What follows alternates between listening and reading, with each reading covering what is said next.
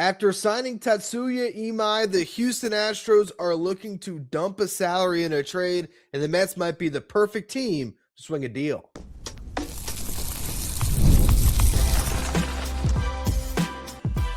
You are Locked On Mets, your daily New York Mets podcast. Part of the Locked On Podcast Network, your team every day. Hello to all you amazing Mets fans. You're listening to Locked On Mets, part of the Locked On Podcast Network, your team every day. Thank you for making Locked On Mets your first listen every day, and thank you for making Locked On the #1 sports podcast network. On the show today, we're going to talk about the Mets making a trade with the Houston Astros as they are reportedly looking to dump his salary after signing Tatsuya Imai. I'm going to break down the Astros situation in the first segment, a couple players that could interest the Mets. In the second segment, we're going to focus in on Christian Walker in particular and how trading for him could allow the Mets to land one of the best setup men in baseball in Bryan Abreu. In the final segment, I'll try to figure out a deal that works for both sides. Before we get to any of that, though, I'm your host, Ryan Finkelstein. I've been covering the New York Mets on this show since the 2019 season. This is the #1 daily podcast on the New York Mets. If you want to find some of my written work, you can do so over at justbaseball.com, where I work as the editor-in-chief. Today's episode is brought to you by FanDuel. Before tip-off, check the FanDuel app and see what's dropping during NBA Happy Hour every Friday from 6 to 7:30 p.m. Eastern Time. All right, so let's start things off here by going through the Houston Astros situation now that they have signed Tatsuya Imai, which could force them to, or not force them, but could motivate them to make a trade that would allow them to dump some salary. They want to get below the luxury tax line. This is not a team that wants to be a repeat tax offender. In the last 2 years, they have been exactly that. In 2025, their end-of-season luxury tax payroll was $241 million, just checking in above the luxury tax line. In 2024, their payroll was $260.8 million, which was well above what was then a $237 million threshold. When you go back to 2023, they were about $20 million below the luxury tax line at $213 million. And every year that you're over that line, your tax penalties get worse. Going into the offseason, one of the goals for the Astros was to be below that luxury tax line. Now, they are not above it just yet, but they're getting very close at their signing Tatsuya Imai to that 3-year, $54 million deal, which accounts as a $18 million luxury tax hit in terms of average annual value. You look at the Fangraphs estimate for their payroll right now, has them at $237.8 million. The luxury tax line this year is at $244 million. So that's only a $6 million difference. And that's a projection. It could come in a little bit higher than that, depending on arbitration cases. And it could be even closer to that line. And teams want to go into the season with a buffer. So if in the middle of the year you decide you want to trade for Carlos Correa, like they did last year, you have some room in the budget to make that trade. Actually, last year, I'm sure that trade ultimately was the reason that they pushed just above that luxury tax line, but they needed a replacement with Isak Paredes out with an injury. They wanted to get a third baseman that can give them a jolt. They had a reunion with Correa. Very interesting trade. But now that has them in this weird spot where they have Isak Paredes in sort of no man's land without a position, and Christian Walker making $20 million as their first baseman. And those are the two guys that are most likely to be moved, because right now you really don't have a great way to work everybody in the lineup. You got Correa at third. You got Jeremy Pena at short. Jose Altuve played some left last year. Didn't look great. He also played plenty of second base. Is he a second baseman? Is he a left fielder? If you have Paredes on your team, you probably need to play him at second base. And then you have Altuve and Yordan Alvarez splitting time between left field and DH, while Christian Walker's your first baseman. If you move one of those guys, Walker or Paredes, they're your first baseman. Altuve can play second. Yordan can DH, and you can fill out your outfield in other ways, although their outfield is a little bit weak. So that could be an area that they're trying to address. The Mets don't have a ton of outfielders to trade. The Astros, they need outfielders themselves, but we'll talk more about the fit in terms of what the Mets could give the Astros more in the final segment. But more so here is what would the Astros want to dump? And again, Walker and Paredes jump out because right now there's not a clear-cut way to work everybody into the starting lineup. They're probably better served moving on from one, and Christian Walker coming off the down season, set to make $20 million this year and $20 million next year. That would probably be the player they'd prefer to move off of. Isak Paredes is a better hitter. He's a younger hitter, and he's making half the money through arbitration with one more year of team control left. So the same amount of team control, you'd be much better suited to roll with Paredes as your starting first baseman and move off of Walker if everything was equal. The third player that the Astros might look to dump when it comes to his salary to get a little bit closer or a little bit further, I should say, away from that luxury tax line would be Jake Myers, who the Mets showed some interest in earlier in the offseason. Center fielder coming off a career year who's set to make maybe $4.5 million in arbitration. That's not going to do a ton to get you away from that luxury tax line, and then you'd have to replace him, and they don't necessarily have a ton of options to replace him, especially since they sent that prospect, was it Jacob Melton, I believe, in the 3-team trade where they picked up Mike Burrows to fortify their rotation. They, in making that move, traded an outfielder that was getting close to the big leagues. So, and they did play in the big leagues last year, could have been a bigger piece for them for this upcoming season. So maybe that makes them a little bit more apprehensive to trade Jake Myers. And personally, I don't want Jake Myers on the Mets. So what I want to focus on here is a trade fit where the Mets take on that worst contract for the Astros, and that is Christian Walker. But I want to carry it if I'm the Mets, if I'm going to take on that deal. If I'm taking on age 35 and 36 of Christian Walker off of a really bad season, I want to get Bryan Abreu in the deal, who is in his final year of arbitration, one of the best late inning relievers in baseball, a tough guy for the Astros to part with. But if you incentivize them enough, maybe they'd be willing to move Abreu and the Mets could form a back end of the bullpen that would be absolutely dynamic. So before we talk about trade fit, before we talk about what the Mets can give the Astros to get a deal done, let's first focus in on what Walker and Bryan Abreu would bring to the table for the Mets and why they should try to pursue making a deal here with the Houston Astros. Today's episode is brought to you by FanDuel. Fridays already feel different during basketball season, and FanDuel is making them even better because every Friday night before the games tip off, FanDuel is going to give you a new way to kick off the weekend with NBA Happy Hour. NBA Happy Hour is your official pregame and limited time window where special offers drop right inside the FanDuel app before the action starts. Fridays from 6 to 7:30 p.m. Eastern Time, you have that appointment viewing with NBA Happy Hour. You can open up the FanDuel app and you can see what Happy Hour has brought you. It's always going to be something new, whether it's boosts, bonuses, or other surprises. It's easy to check in to see the weekly special before tip-off and make a move before that window closes. Adds a little bit of extra energy to your Friday night basketball slate without having to overthink it. So before tip-off, check the FanDuel app and see what's dropping during NBA Happy Hour every Friday from 6 to 7:30 p.m. Eastern Time. A little bit of basketball, a little action, and a whole lot of Friday energy. That's NBA Happy Hour only on FanDuel, the official sportsbook partner of the NBA. If you're watching on YouTube, do me a favor and hit that subscribe button. Help us get closer to our next goal of 16,000 subscribers. Now, a little bit of MLB news that sort of relates to this show today because we're talking about picking up a first baseman.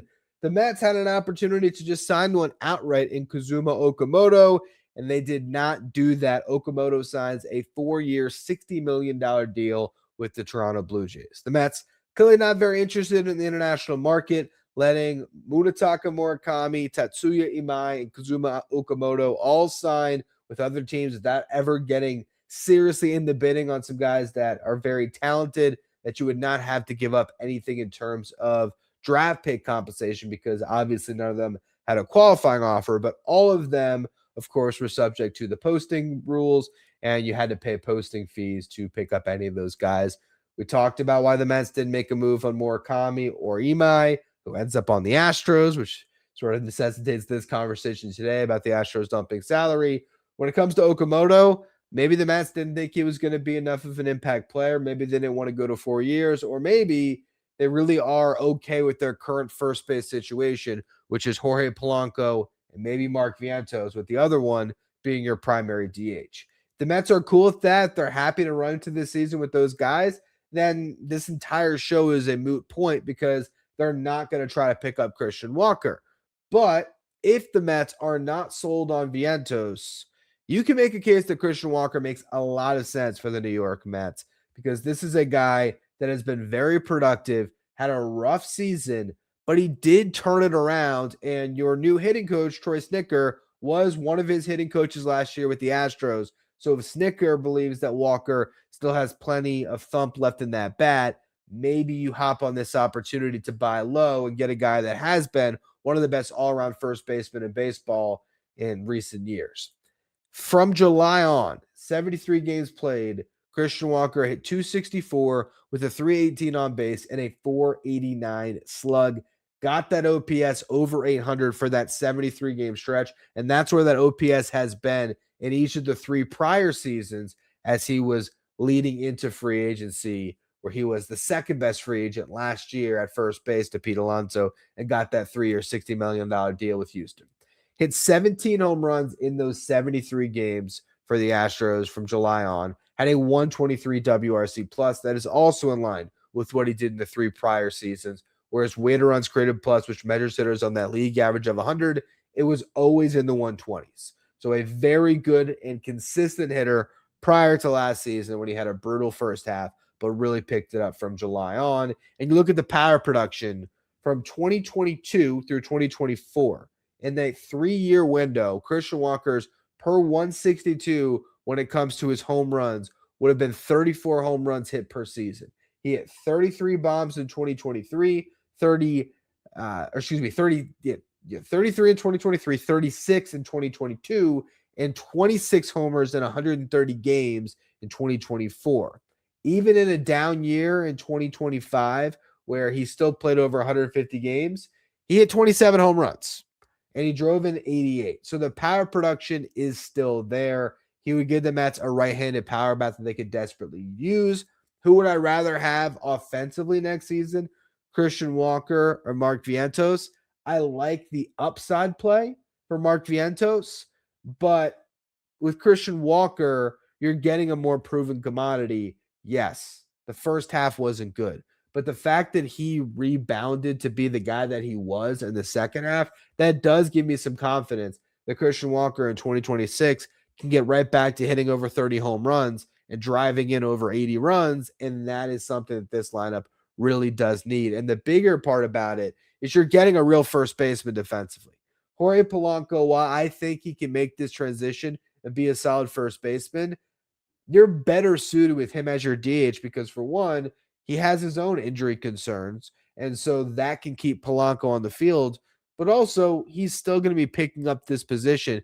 He's been working on it for about a year, but he never really got the game action with the Mariners. So he's going to be playing a ton of first base in spring training, and I do think he can get there.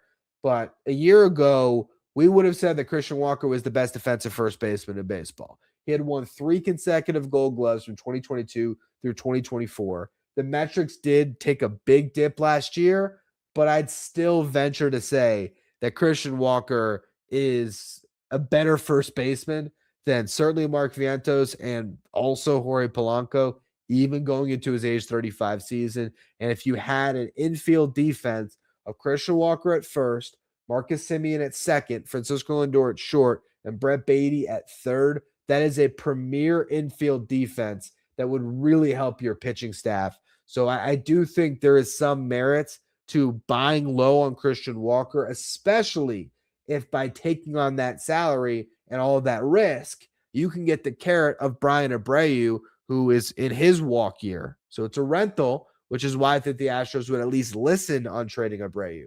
And you'd be getting a guy who's a career 2.65 ERA. He's had 3 seasons in a row where he's made at least 70 appearances out of the bullpen, has pitched over 70 innings out of the bullpen. And last year, he had a 2.28 ERA, and he struck out 35.5% of the batters that he faced.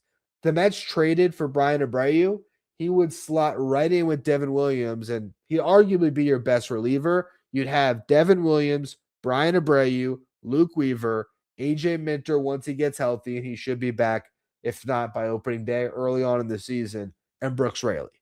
That right there is 5 leverage arms that you can trust and a much better bullpen than the one the Mets had going into opening day last year, and even the one they finished the season with, because all of those deadline additions outside of Tyler Rogers didn't really work out, as Gregory Soto really struggled down the stretch, and Ryan Helsley struggled the entire time. So if you were able to go into next season and have that quintet of Devin Williams, Bryan Abreu, Luke Weaver, AJ Minter, and Brooks Raley, that's as good as it gets. And from an Astros perspective, you are trimming $26.5 million, assuming that Abreu gets $6.5 million in arbitration, $26.5 million from your payroll, and you can then go into free agency and sign a Sir Anthony Dominguez or a Michael Kopech, somebody that can slot in the back end of your bullpen, maybe not as good as Bryan Abreu, but somebody that can fill a role, and you were able to get off of the big money for Walker and potentially add some other pieces that'll help your team in 2026. So that's where we're going to close up the show here. If the Astros are going to part with Bryan Abreu, even giving up or getting off the Walker money, they're going to want something of value that helps them win in 2026. So what is that trade package? We'll talk about that to close out the show here in just a minute.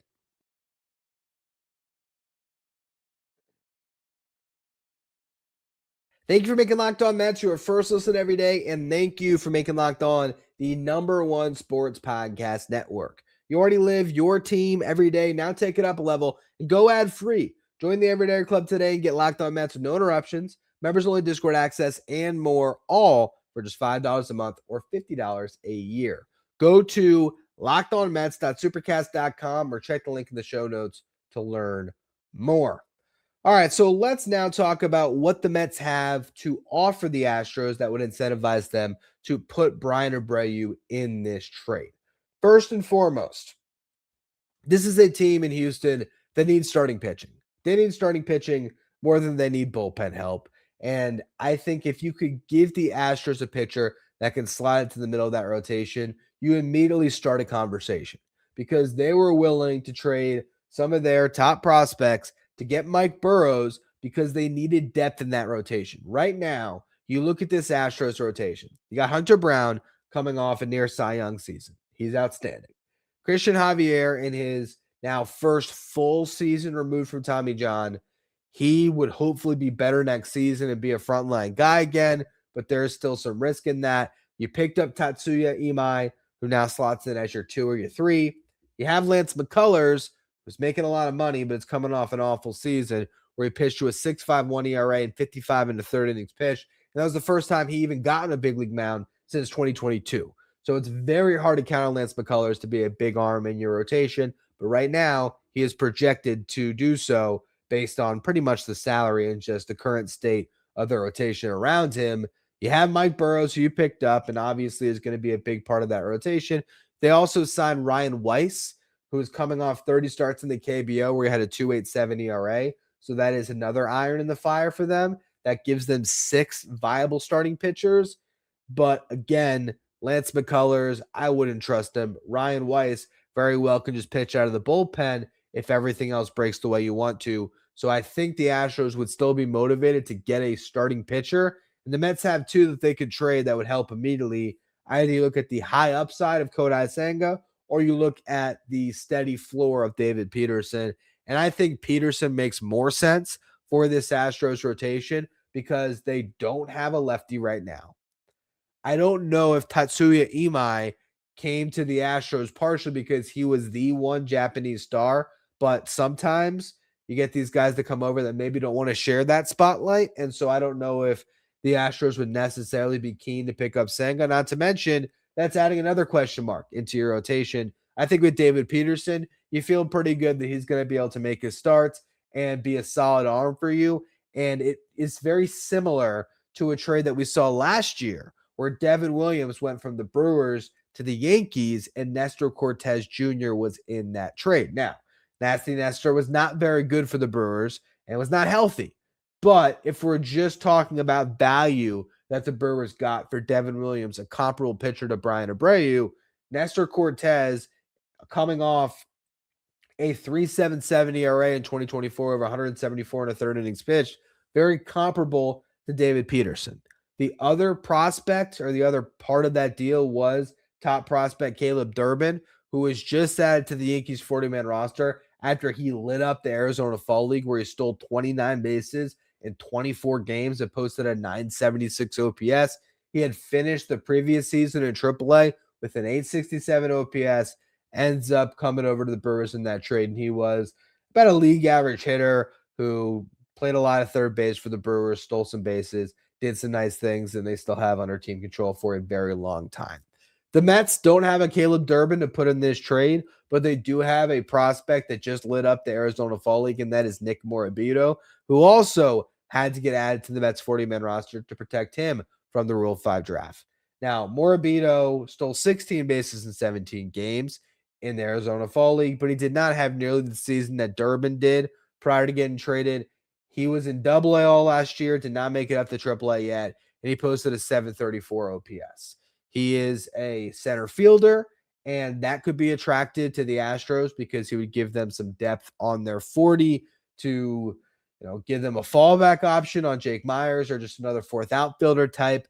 I do think Morabito fits this type of a trade. And I also think if we factor in Christian Walker's money going out and the Mets taking on that risk of that salary, plus the two pieces coming back, I do think that value-wise, a Peterson Morabito package with the negative asset that you are picking up in the Christian Walker gets comparable to Nestor Cortez and Caleb Durbin for Devin Williams, but the Astros are not getting a piece as good as Durbin was. They're not getting someone that they can project out to be a starting player for them in the upcoming season. So I do think you might have to give up a little bit more to get Abreu in this trade beyond just Peterson and Morabito. So I think a third piece may be required, and this is where the trade gets interesting because you could just go the prospect route to sweeten this package, and the Astros have a weak farm system. Every team wants young starting pitching. Could you work in an RJ Gordon or a Zach Thornton, guys that pitched well in AA last year who are viable starting pitching prospects? Could you have one of them as the third piece of the deal where the Astros are looking more towards some of the future value in Morabito and said pitching prospect while getting Peterson to slot into their rotation right now? Is that the type of trade they want? Or if they want some more impact in 2026, you can throw one of your infielders into this deal. Mark Vientos is an interesting piece because I don't think he really fits what the Astros would want. I don't think they want another positionless DH bat when they have Altuve and Jordan already on the roster. So while I think Vientos probably has the most trade value of the trio of Luis Angel Acuna, Ronnie Mauricio, and of course Vientos, and I also think that if the Mets are picking up Christian Walker, they would then have to find a home for Vientos somewhere else, just like I talked about if they were going to sign Gino Suarez. If you pick up another right-handed power bat, you really are boxing Vientos off of this roster because that's the role that he's going to fill. DH, maybe some first base, right-handed power bat. If you pick up one, you sort of have to move Vientos. So I think what could happen here is maybe just like the Astros were part of a 3-team trade that sent Brandon Lowe to Pittsburgh, maybe this is a 3-team trade where you find Vientos a home. The Astros pick prospects from that team to sweeten their package. The Mets can still send out Morabito if they wanted to and David Peterson to the Astros, and the Astros maybe it's a top prospect, maybe it's a 1-for-1 swap where Vientos gets sent to a team and it's one prospect the Astros really like that comes the other way. Maybe it is multiple pieces, and the Astros are getting some volume in this trade, and they're getting maybe it's 2 prospects from the team that picks up Vientos. They're getting Peterson, and they're getting Morabito. I think there is a trade that could be made there that makes a lot of sense. For the Mets, you're giving up Mark Vientos, Nick Morabito, and David Peterson for Bryan Abreu and Christian Walker. I think if you make that trade, obviously it's because you believe Christian Walker will be a better player for you for the next 2 years than Mark Vientos is. And Bryan Abreu immediately slots into the back end of your bullpen and really makes that unit so much more dangerous, which can also help with the tough cost of acquisition for starting pitching, where at least you feel better about your bullpen, and then you see where the chips fall with your rotation. You are losing David Peterson, though, a piece you can count on in that rotation, and that does hurt a little bit if you're unable to find a replacement. But I think the Mets can go out in free agency, get somebody like Chris Bassett that immediately replaces David Peterson in terms of innings pitched and overall production. And then you're still kind of rolling with the young pitchers. Hopefully you could still maybe find your way to another trade if you're going to pick up a Freddie Peralta, or maybe you are going to sign one of these other top free agent starting pitchers. We'd see how the rotation would work itself out. But you're getting a guy in Christian Walker that would give you some great infield defense all around, would give you a right-handed power bat, and you're getting a guy in Bryan Abreu that really helps your bullpen. It's an interesting type of a trade. I don't know if I'm 100% sold on it, but I do see the merits in Christian Walker. And that's why I wanted to talk about him, because, again, the Astros are in a position right now where they might not move Walker or Paredes, but there's a good chance that they decide to trade one of those guys. Now, Isak Paredes, again, probably the better player, definitely the better contract because he's not under contract. It's arbitration. And again, it's close to $10 million. It's half the money that Walker's making. He's turning 27 in February, so he's still young. The guy puts up great numbers every year. He walks a ton, doesn't strike out a lot, has some pull side pop. Like if you could get Isak Paredes, sure, that's a better player, but you're going to have to give up more to get him. And you're going to have to probably part with a prospect that maybe you don't want to pick that guy up. Where in this case, yes, trading David Peterson is a piece that would definitely help your rotation next season. I just think he is somebody that you can find some replacements for in free agency. You could trade David Peterson and sign Jose Quintana on a 1-year deal. So I just think in that sense, when you think about what you're trading in this to get a guy like Bryan Abreu, when it comes to future value, the guy that you're giving up is potentially Vientos and a 3-teamer, or maybe, who knows, maybe the Astros value Ronnie Mauricio because he still has an option and he could potentially be their second baseman and give them an intriguing power bat. Maybe that's a guy that they like. You don't have to involve a third team. Maybe they like Luis Angel Acuña's defense and his versatility. Maybe that's somebody to throw in this trade. I think the fact that they picked up Nick Allen earlier this offseason from the Braves makes Acuña less of a fit for the Astros. But again, these are all players that are readily available for the New York Mets, I would feel. And you're getting 2 impact players because you're willing to take on the risk of Christian Walker, $40 million over the next 2 years, which could age horribly. The guy could have an awful season and you could be on the hook. And that's why you could get Bryan Abreu worked into the deal potentially. And you can make this move without giving up from the top of your farm system.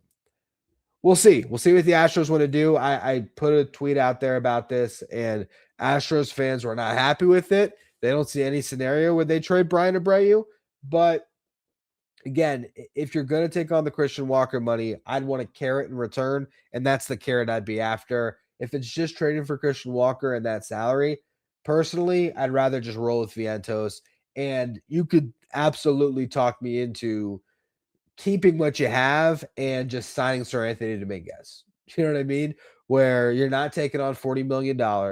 You're just signing Sir Anthony Dominguez to a 1-year, $10 million deal or something to fortify your bullpen. And, maybe if you wanted to pursue Bryan Abreu, you do when he hits free agency. But I think there are a couple interesting pieces there that make sense for the Mets. And I could see these 2 teams lining up on a trade where you're taking on a problem for the Astros, but you're getting a really good pitcher back to make it all worth it. So we'll see. That's going to be all for this edition of Locked On Mets. I will have shows all throughout the week here, breaking down the latest in free agency if we get any news, and also looking ahead towards the upcoming season. We'll start talking about some of these pitching prospects. How much can the Mets count on a Jonah Tonga or Brandon Sproat this season? A lot of fun stuff that we should be diving into over the coming week. As always, thank you for listening. Make sure you follow, rate, and review wherever you get your podcast. Subscribe if you're watching on YouTube. Thank you for making Locked On Mets your first listen every day. And thank you for making Locked On the #1 sports podcast network.